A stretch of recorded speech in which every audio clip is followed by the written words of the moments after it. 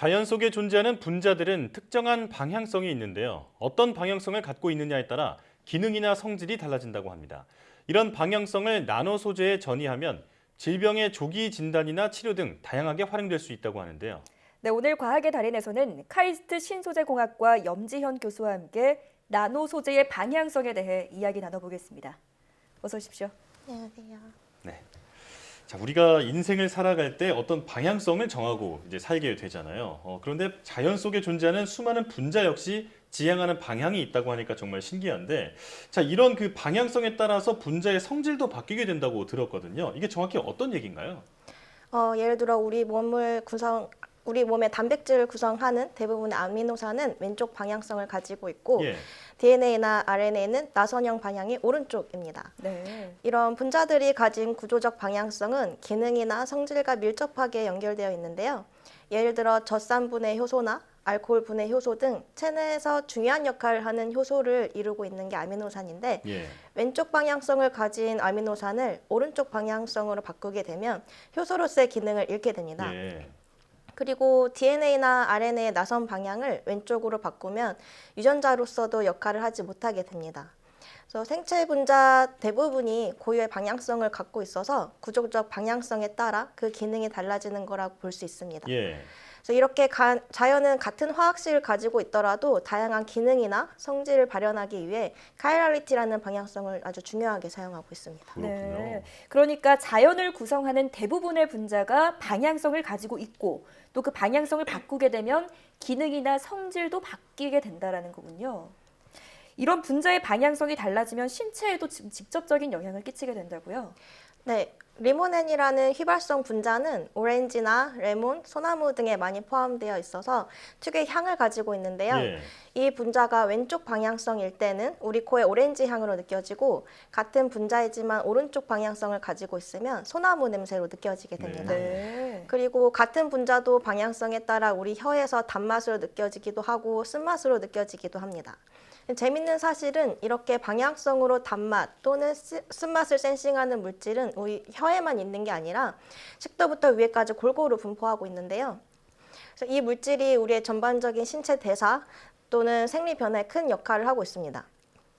예를 들어서 같은 10mg의 설탕을 입으로 단맛을 느끼면서 먹었을 때랑 단맛을 느끼지 않고 혈액에 직접적으로 주사했을 때 몸에서 분비되는 인슐린의 양이 다릅니다. 그래서 물질이 분자의 방향성을 캐치해서 단맛을 느꼈을 때 인슐린이 훨씬 효율적으로 분비되게 됩니다. 네. 그리고 쓴맛이 센싱되었을 때에는 우리 몸이 독성 있는 것을 먹었다고 인지해서 소화를 덜 시키게 됩니다. 따라서 분자의 구조적 방향성에 대한 연구가 당뇨나 비만에도 큰 역할을 할 수 있습니다. 예. 자, 이 같은 화학식을 가지고 있더라도 방향성이 다르면 이렇게 그 성분 어떤 그 효능이나 성질이 달라진다 이렇게 설명을 들어봤는데 이런 방향성의 중요성을 알지 못했을 때는 약이 독이 됐던 경우도 있을 것 같아요. 네, 2차 세계대전 이후에 사람들이 전쟁 후유증으로 불면증을 많이 앓고 있었는데요. 그때 독일에 있던 한 제약회사가 수면 유도제로 살리도마이드라는 약을 출시하게 됩니다. 이 약은 당시 아스피린 매출만큼 많이 팔렸는데요. 네. 입덧 완화제로도 효과가 있다고 알려져서 임산부들 사이에서도 인기가 많았습니다. 네. 근데 문제는 그로부터 약 1년 뒤에 수많은 기형아가 출산되었다는 것입니다. 예. 그 살리도마이드라는 분자가 오른쪽 방향성일 때에는 수면 유도제로 작용하게 되지만 왼쪽 방향일 때에는 우리 몸에 아주 위험한 독극물처럼 작용하게 됩니다. 그 당시 분자 구조의 방향성의 중요성을 잘 몰랐고 같은 분자인데 방향성에 따라 분리해내는 기술이 부족했기 때문에 이런 비극적인 사건이 있었던 것 같습니다. 그렇군요. 네. 이처럼 분자의 방향성이 중요한데 최근에는 분자가 가지고 있는 방향성을 나노 구조에 전이시켜서 그 방향성을 부여하고 있다고 들었습니다.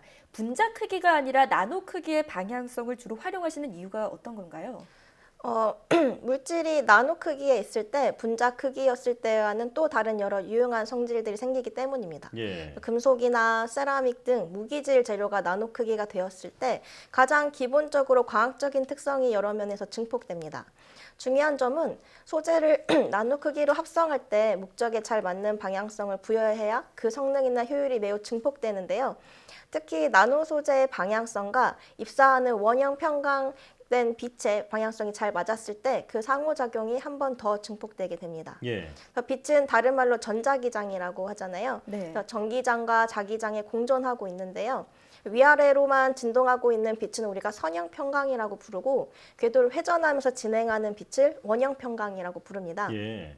그래서 원형 평광과 방향성 나노 소재를 잘 응용하면 민감도가 매우 뛰어나면서도 색으로 정보를 알려주는 센서가 될 수도 있습니다. 예를 들면 주변에 코로나 바이러스가 있을 때 색을 바꾸거나 형광을 발하는 센서를 개발할 수 있고요. 또 자율주행 자동차에 필수적으로 들어가는 라이다 등에 사용될 수도 있습니다. 예. 네. 소재가 나노 크기가 되면 다른 크기에서는 볼 수 없는 새로운 특성들이 생긴다 이렇게 설명해 주셨는데요. 이런 나노 방향성 소재가 바이오 분야에서도 활용성이 높다고요? 네, 그렇습니다. 알츠하이머나 암 같은 퇴행성 질환을 가진 환자들이 정상인보다 혈액에 특이적으로 많이 가지고 있는 단백질 등을 바이오마커라고 부르는데요. 네. 혈액 검사를 통해서 간단하게 조기 진단을 하려면 이런 나노바이오 물질을 민감하게 검출해야 합니다. 하지만 초기 단계 환자의 경우 체내 바이오마커의 농도가 매우 낮기 때문에 아직 정밀하게 검출하는 것이 어렵습니다. 네. 중요한 점은 대부분의 바이오마커도 각각 특유의 방향성을 가지고 있는데요. 이런 구조적 방향성을 검출하는 키트에 도입을 하면 정밀도를 매우 높일 수 있습니다. 예. 네.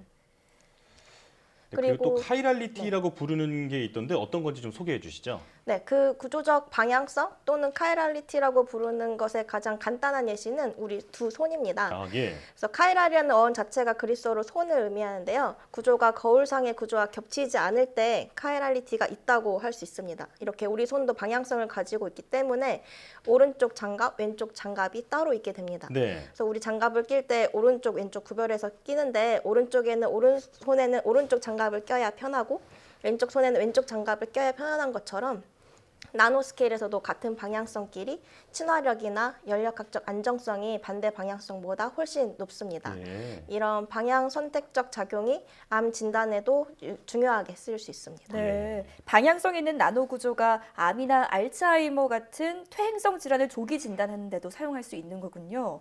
이렇게 목적에 따라서 나노체의 미세한 구조를 구현하는 게 중요할 것 같은데요. 최근에는 방향성을 부여할 때 자성 소재를 이용했다고 들었습니다. 자성 소재를 이용하면 어떻게 활용을 할 수가 있을까요? 자성은 여러 가지로 장점을 가지고 있습니다. 일단 무선 제어가 가능하다는 점인데요. 예. 방향성 자성 소재는 외부 자기장에 민감하게 더욱 정밀하게 제어가 가능합니다. 예를 들어 췌장암의 경우 췌장 장기 자체가 매우 작고 몸에서 깊숙한 곳에 있기 때문에 조기 진단이나 치료가 매우 어려운 질병 중에 하나입니다. 예. 또 췌장암을 포함해서 대부분의 항암 치료에는 부작용도 함께 따라오기 때문에 큰 문제가 되고 있는데요.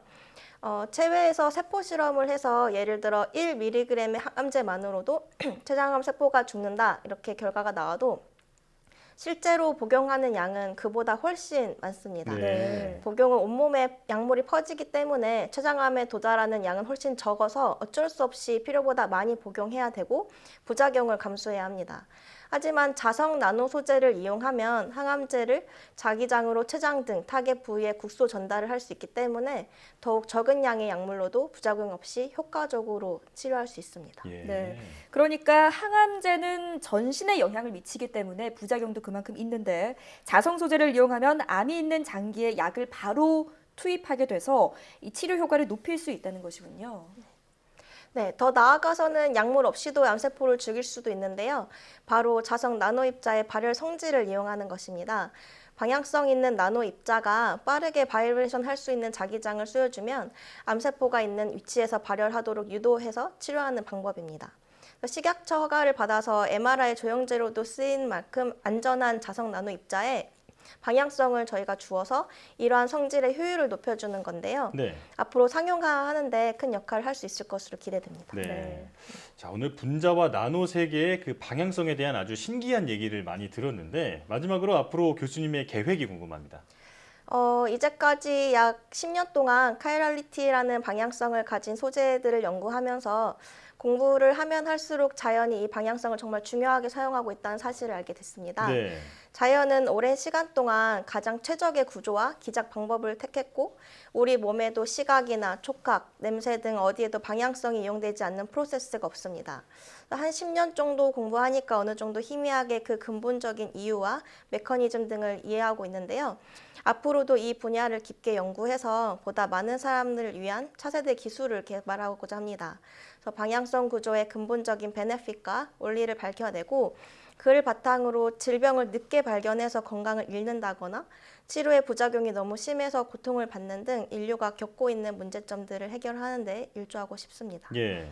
그리고 교수라는 직업을 시작한 지 얼마 되진 않았지만 연구 못지않게 중요한 것이 교육이라는 걸 느끼고 있는데요. 앞으로 은퇴할 때까지 만날 수많은 학생들을 모두 참 사람 그리고 훌륭한 연구자들로 키워나갈 수 있게 저도 매일매일 노력하는 것이 꿈입니다. 예. 네, 마지막 말씀까지 잘 들어봤습니다. 나노 소재 방향성에 대한 연구가 앞으로 더욱 활발하게 이루어져서 우리에게 유익한 기술이 많이 개발되길 기대하겠습니다. 지금까지 카이스트 신소재공학과 염지연 교수와 함께했습니다. 오늘 말씀 잘 들었습니다. 감사합니다.